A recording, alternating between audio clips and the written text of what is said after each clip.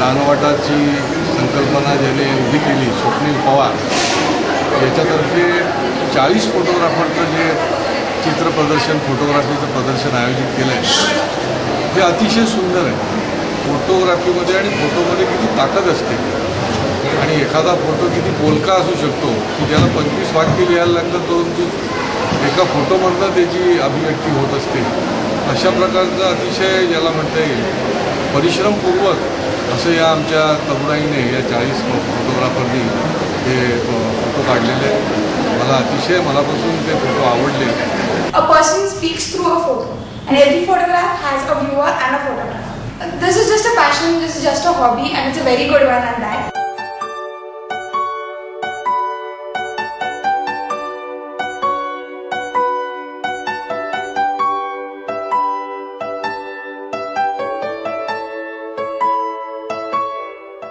आमचे 7 सेशन झाले.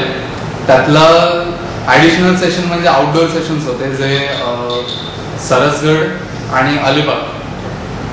त्यातनं बऱ्याचशा शिकवलेल्या गोष्टींना तिथे एक्सप्लोअर करता आलं. जस्ट फोटोग्राफी माहिती होती पण त्याच्याबद्दल डिटेल्स माहीत नव्हते की टेक्निकल नॉलेज माहीत नव्हतं जे स्वप्नील सरांकडून मिळालं.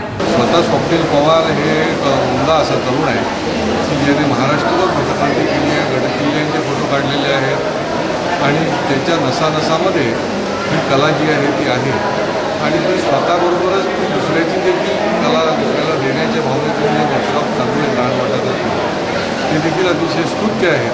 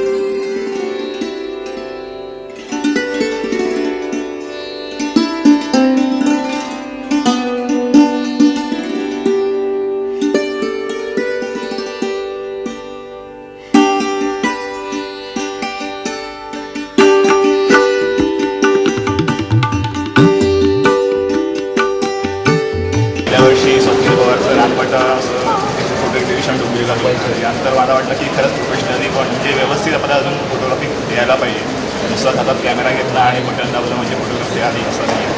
थोड्या मोठ्या प्रमाणात 350 फोटो एका ठिकाणी मी पहिल्यांदाच बघतोय. जीवनाचा आनंद घेण्याकरता आणि जीवनामध्ये एक वेगळ्या प्रकारची शक्ती मिळवण्याकरता छंद असला पाहिजे, तो जोपासला पाहिजे आणि त्याला योग्य पद्धतीने प्रशिक्षण मिळालं तर ते अधिक मोठ्या प्रमाणामध्ये त्या छंदाचा निश्चितपणे उपयोग होऊ शकतो.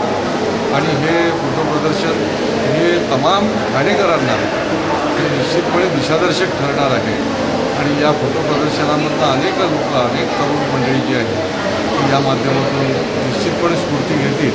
थोडंसं आपल्याला माहिती असावी कॅमेराबद्दल आणि अँगल्स आणि सगळं रिझोल्युशन कशी असतात, सगळी माहिती, फोटोंची माहिती कळावी याकरता काहीतरी एखादं आपण वर्कशॉप जॉईन करावं असं माझ्या डोक्यात होतं. तर बेसिक ते मला त्या फेसबुकद्वारे मिळालेलं होतं. मी ते लगेच जॉईन करून घेतलं.